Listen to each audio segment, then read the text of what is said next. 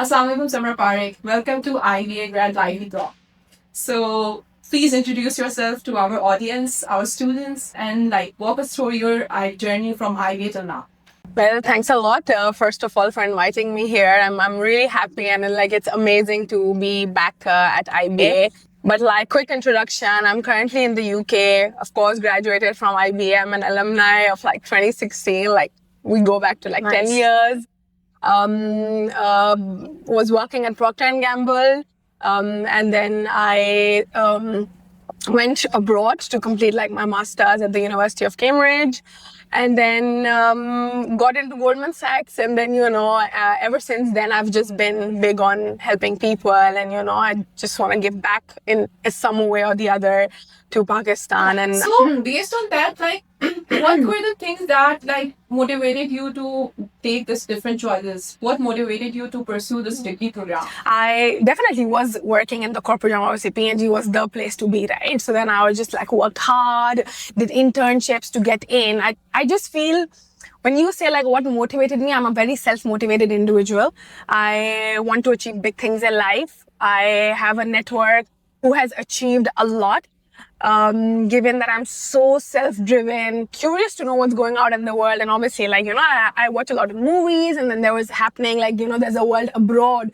So I always wanted to go and see what's happening, exposure, network with people, and work in, of course, one of the biggest banks in the world, which was Goldman Sachs, right? So then I just had a very focus. My motivation is always self-driven motivation and curiosity, along with that determination, and that's when I kind of decide, okay, this is what I want in life, and I'm gonna crush it. So who supported you over your journey, and what were the main aspect of the supports, how you build your resume over the period? Yeah. And what will you tell our students who are looking forward to have the same pursuit? Yeah. Who are looking forward to having the same career path? So what would you recommend them about it? What their resume should be? Who supported me?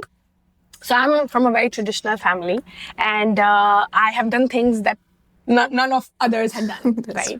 So I did not have any network, if I have to be honest, right? And then I was like, okay, Samra, what do you do? Who's gonna help me, right?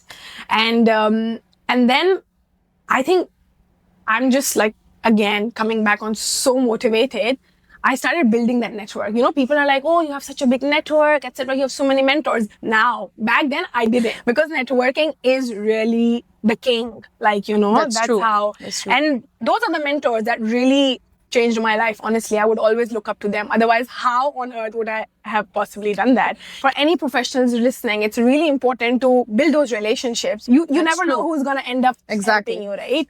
You never know, for example, people reach out to me, I'm happy to help, etc. You never know what's going to come out, right? And I think one of the key things so important these days is to have a brand visibility, and you yourself is your own brand. So anyone who's listening this podcast, they need to know how important LinkedIn is nowadays, not just for networking, just having your own. Any employer who's reaching out, they will look at your LinkedIn. So it shows what all you're talking about in your thought process, right? So I'd been active till then, and I think that really brought a lot of opportunities, including Goldman Sachs, for example, which was also part of networking.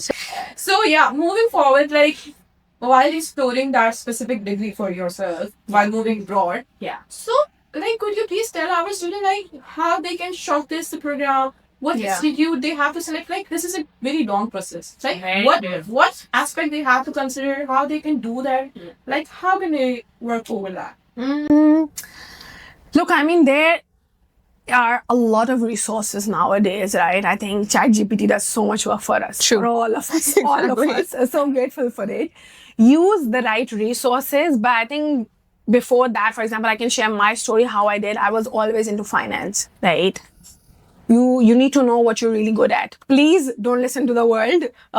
You get more money in X, Y, Z, because if you really go after the money, you have to be able to sustain that for the rest of your life, right? You really need to know your passion.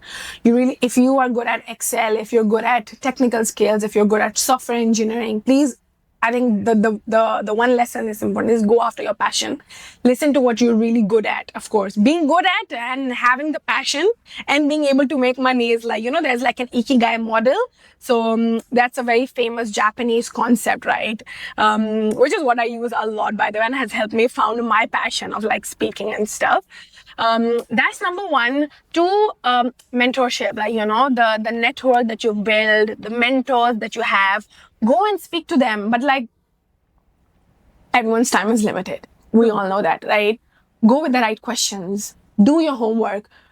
You can't go to a mentor and expect them that they're gonna tell you everything A to Z. No, you have to be proactive. You need to have done all the research. So for example, if you're my mentor, right, I'm not gonna be like, hi Gohar, can you please tell me what courses to apply for? No. That's not the right question to ask. You be like, Gohar, like I would be really like happy to like, speak to you for 30 minutes. You have 30 minutes. We all have a limited time. Go with targeted questions. I've done research X, Y, Z. I want to go to University of Cambridge because it's one of the best. I want to go to University of Oxford for MPhil course. I want to go to Imperial College for engineering. Shortlist. We have all the resources online. Go and then speak to your mentors. Okay, what do you think is the right one for my kind of experience, right? Then kind of pick everyone's brain, and then maybe you can speak to another mentor. That's when the perks of mentorships comes in. The more mentors you have, of course, is the more people you're going to pick up. Because you will be having different mindset and you will be having different options as well for you. Yes. That's where the mentorship is. Every person has achieved different things in life. They will have different thought processes. And all you have to do is speak to them, summarize, and then kind of apply on to you. But obviously, like, you have to make sure that your finances are in place as well. Maybe you can look at more scholarships, but don't listen to the people who say that we don't get scholarships. That's not true. I got a scholarship at Cambridge. That students are right now focused on moving abroad more rather than focusing on making a career abroad. So I believe there's a difference between it. Yeah. Like doing a study there and having a career aspect on that. So what's your experience about it? And could you please share your experience related to it? Life abroad is like challenging. Like, it's true. I had to do all the house chores, which I'd never ever done, by the way, in Pakistan. You have to adapt to different cultures.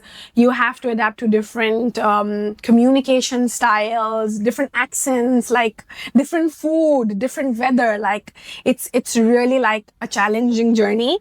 And if you don't know your why, when you're going to move, you're going to be like, okay, why did I even come here? Like, it's not all diamonds, as you say. Exactly, that's right? true. So what's going to keep you resilient, what's going to keep you sane, I would say, is your why. Know why you're doing this.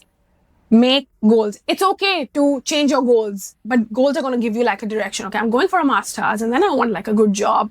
I want an X type of job, and then that would lead me to a Y. Like, make a certain direction that can help you kind of steer through the life. Otherwise, you're gonna go from one mess to the other. So, like, in light of competition and opportunities, what was the thing that worked for you, and what would you suggest to our students about it? Competition is real. Like, you are competing on a global level, right? You have to really up your game. I was like, okay, what all I had been doing at IB and before is clearly not going to work, right? Because I'm in a bigger market, right? People were there from US, people were there from like Europe, like, and then I remember like my friend was from Mexico, for example, and she had like achieved all those A's, and we all were like it's a difficult game that you're getting into, and you just have to give your best. Like, I was like, I'm not letting that imposter syndrome kill myself, right? I remember the nights, like, I would be in my dorm at Cambridge, and I was like, oh my God, how do I get the most marks, or how do I get that job, like, compared to others? And then I did, right? And even getting into Goldman Sachs was not easy. People see it on my CV and people are like, wow, you've achieved. But I was like, can people know the times of time I have applied to Goldman Sachs? Like, I applied like 6+ times. Imagine. Really? People tell me, oh, we applied and we got rejected. I said, did you apply again? They're like, no, because we were rejected, right? I was like, why would you not apply again? Can we please make an effort to do things repeatedly? We never know when is the right time, right? I applied. I had been applying for more than a year, by the way. So when I entered Cambridge is when exactly I started applying. I did not wait for the year to end. Imagine I waited for 12 months and that's when I started applying. That's not the right time. You apply straight away. You enter your masters and that's when you start applying. So you're ahead of the competition. How are you going to go ahead of the competition? That's when I started. And I remember I have so many rejection emails, so many rejection. I applied to JP Morgan. I applied to Morgan Stanley. Those are the big banks in, US banks, and everyone wants to, just like P&G, Unilever, there's a big hype. And I was like, okay, I want to get in. What do I do? So then, of course, I started early, which is one of the key lessons that any professional, any student should take. Apply early. Again, network. They do free webinars. For example, even MFin did a free webinar, and then even Goldman Sachs. So then you attend those webinars. And then I think that's something that's very actionable that people can do. Who's listening, is studying abroad, is attend those webinars.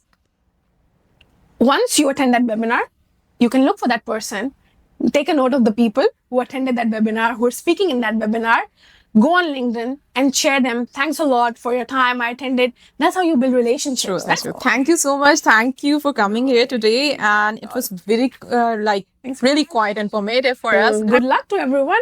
And that's about it.